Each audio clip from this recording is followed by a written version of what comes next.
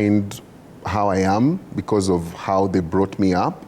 So it has never, until I think recently in my 20s, it's when I went to my therapist and she told me, you have abandonment issues. I didn't know any of that. For me, I really just didn't care. You know, I didn't grow up with a father, and he passed on without me knowing him. And until later on is when I realized, oh wow, it's affecting my relationships. It's affecting people around me right now, because I'm sort of like projecting now, you know, the abandonment issues, which I thought I really did not have. So yeah, but I've always, like, I think my family, my grandmother, my aunts, they've always like just really shown me so much love that I think I can't say,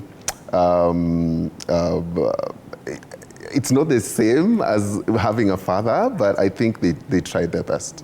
Yeah. Abandonment issues, Dorothy. What are some of them? Okay, before I get to abandonment issues, allow me to look at dimensions that you'd mentioned earlier, though, about on fatherlessness. We have fathers that, you know, the class deadbeat. These are physically absent and emotionally absent fathers. And then again, there's another dimension of a physically present but emotionally absent. And then now we have the absent fathers in death. Now, when we talk of abandonment, the dimensions would take the first, that is the physically present and emotionally absent. Same person, physically present but emotionally absent, and physically absent and emotionally absent. So with these two dimensions, we can talk of abandonment issues. Now, what is this abandonment issues?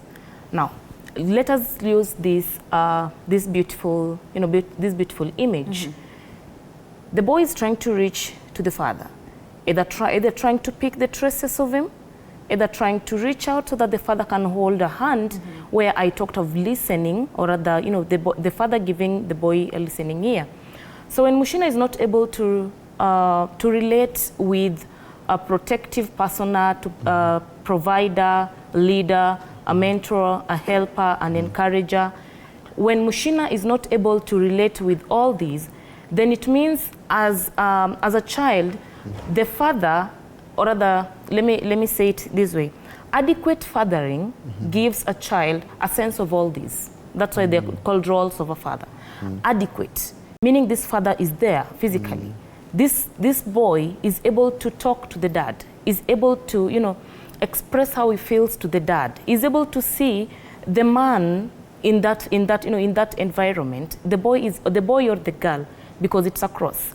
The boy or the girl is able to, you know, present themselves to the gender, the difference in genders, that is the difference between the mother and the father. There are those, you know, there are those roles, or rather the energies, let me call them the energies, that come from these different people. The way a father would relate with the boy at a young age is not the same way the mother will relate with the boy at that young age. And that's why, irrespective, or rather despite the fact that Mushina got everything, he missed something. It is in the nervous system, it is in the subconscious. But Dorothy, let me just cut you short, because now what do we do? What do we do about it? You see, some things we can try sort them, but for instance, death. Dorothy, tufanye nini sasa?